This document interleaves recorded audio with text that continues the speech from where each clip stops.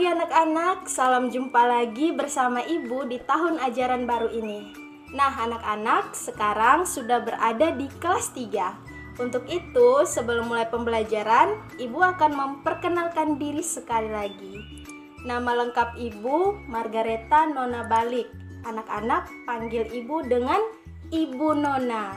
Nah, untuk pembelajaran semester ke depan, anak-anak akan belajar bersama Ibu. Baik anak-anak, hari ini materi pertama kita akan belajar tentang saya tumbuh dan berkembang. Nah anak-anak, sebelum kita mulai pembelajaran kita pada pagi hari ini, kita akan awali dengan doa. Mari kita siapkan hati, kedua tangan dikatup, tutup mata, kita berdoa. Dalam nama Bapa dan Putra dan Roh Kudus, amin. Tuhan Yesus, terima kasih atas hari yang baru ini. Terima kasih atas nafas kehidupan yang Engkau berikan kepada kami semua. Berkatilah kami ya Tuhan, utuslah Roh Kudus-Mu kepada kami semua, agar kami dapat belajar dengan baik. Demi Kristus Tuhan dan pengantara kami, amin. Dalam nama Bapa dan Putra dan Roh Kudus, amin. Sekarang anak-anak, mari kita melihat tujuan pembelajaran kita. Yang pertama, kita mampu membandingkan pertumbuhan dan perkembangan diri kita saat sekarang dan sebelumnya. Yang kedua, kita mampu memperjelas orang yang berperan dalam pertumbuhan dan perkembangan diri. Yang ketiga, kita mampu memperjelas faktor-faktor yang mempengaruhi pertumbuhan dan perkembangan kita. Anak-anak, sekarang mari kita melihat apa arti dari pertumbuhan. Pertumbuhan adalah suatu proses pertambahan atau perubahan tubuh. Nah, bagaimana contohnya? Berikut Ibu Nona akan jelaskan proses pertumbuhan. Proses pertumbuhan ini terjadi dalam segi fisik. Di sini kita dapat melihat perubahan seorang tubuh anak laki-laki dari dia masih bayi, balita, hingga dewasa. Begitu juga dengan anak perempuan, mulai dari bayi, balita, tumbuh menjadi anak remaja dan dewasa.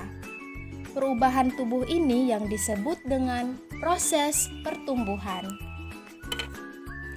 Nah, sekarang mari kita melihat arti dari perkembangan. Perkembangan adalah suatu proses perubahan dalam segi kepintaran. Nah, bagaimana contoh perkembangan ini? Berikut Ibu Nona akan jelaskan. Di sini anak-anak melihat ada dua gambar. Pada gambar A, kita dapat melihat seorang anak menulis dibantu oleh orang tua atau gurunya. Pada gambar poin B, gambar tersebut kita dapat melihat perubahan, yaitu anak bisa membaca sendiri, bisa menulis sendiri, bisa mengerjakan PR sendiri, dan bahkan bisa menggunakan alat-alat komunikasi seperti laptop untuk mengetik. Hal ini juga dapat terjadi kepada kalian semua ketika kelas 1 atau TK masih diajar menulis, membaca, menghitung. Sekarang anak-anak sudah kelas 3, tentu bisa belajar sendiri, menghitung sendiri, bisa mengerjakan PR sendiri tanpa harus diajari cara membaca oleh orang tua dan guru-guru yang ada di sekolah. Itulah maksud dan proses perkembangan dari seorang anak. Nah, anak-anak, ada faktor-faktor yang mempengaruhi pertumbuhan dan perkembangan anak. Yang pertama, orang tua atau keluarga. Orang tua atau keluarga yang membantu pertama proses pertumbuhan dan perkembangan diri kita. Yang kedua, guru di sekolah. Bapak dan ibu guru di sekolah membantu pertumbuhan dan perkembangan kita. Bapak dan ibu guru di sekolah membantu kita untuk menulis dan berhitung. Nah, itulah yang kedua yang membantu proses pertumbuhan dan perkembangan diri kita. Yang ketiga, teman bermain. Teman bermain juga membantu proses pertumbuhan dan perkembangan kita. Baik anak-anak, ada faktor yang mempengaruhi proses pertumbuhan kita. Nah, di sini kita sudah melihat ada gambar makanan 4 sehat 5 sempurna. Kita harus mengkonsumsi makanan 4 sehat 5 sempurna agar kita bisa menjadi anak yang pintar dan semangat dalam belajar. Baik anak-anak, Ibu akan menjelaskan pertumbuhan dan perkembangan Yesus. Yesus tidak langsung menjadi besar, ia sama seperti kita. Ia dikandung oleh ibu, dilahirkan, lalu tumbuh dan berkembang seperti kita. Yesus juga pernah menjadi seorang bayi, anak-anak, remaja, tumbuh dewasa, sama seperti kita. Nah, proses pertumbuhan dan perkembangan Yesus bisa dilihat pada usia 8 hari, 12 tahun, dan usia 30 tahun. Yang pertama, pada usia 8 hari, Yesus bersama ayah dan ibunya, yaitu Santo Yosef dan Ibu Maria, bersama Simeon dan Hana, yang dikisahkan Yesus dipersembahkan dalam bait Allah ketika ia berumur 8 hari. Pada saat itulah nama Yesus dinamai Tuhan Yesus dan disunat. Nah, sekarang anak-anak pada usia 12 tahun, Yesus sudah mulai bertumbuh dan berkembang dengan sangat baik. Yesus sangat pintar, bahkan ia bisa berkomunikasi dengan para imam-imam yang ada di bait Allah ketika ia tertinggal di bait Allah.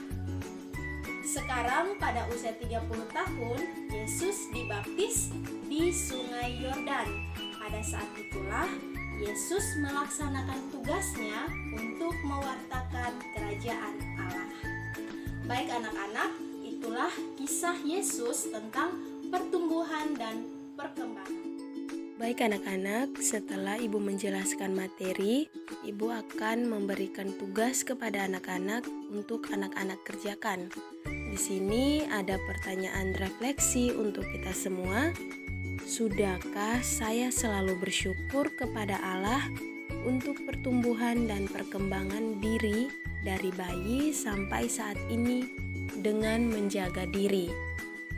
Tugas ini anak-anak bisa kerjakan melalui cerita, bisa dibantu oleh orang tua. Orang tua merekam apa yang anak-anak ceritakan dan bisa dalam bentuk tulisan menceritakan kisah pengalaman pribadi anak-anak selama proses pertumbuhan dalam bentuk tulisan. Setelah mengerjakan tugas tersebut, anak-anak langsung mengirimkan ke japri nomor pribadi Ibu. Oke anak-anak, jika ada hal yang belum dipahami, bisa langsung tanya ke Ibu. Tetap semangat belajar. Terima kasih. Baik anak-anak, pembelajaran kita sudah selesai. Sekarang kita akan tutup pembelajaran kita dengan doa penutup. Kita siapkan hati, kedua tangan dikatup, kita berdoa. Dalam nama Bapa dan Putra dan Roh Kudus, amin. Tuhan Yesus, terima kasih karena Engkau telah melindungi kami selama pembelajaran ini berlangsung. Berkatilah kami selalu Tuhan, agar kami selalu sehat dan bisa belajar bersama teman-teman kami di sekolah. Demi Kristus Tuhan dan pengantara kami, amin. Dalam nama Bapa dan Putra dan Roh Kudus, amin.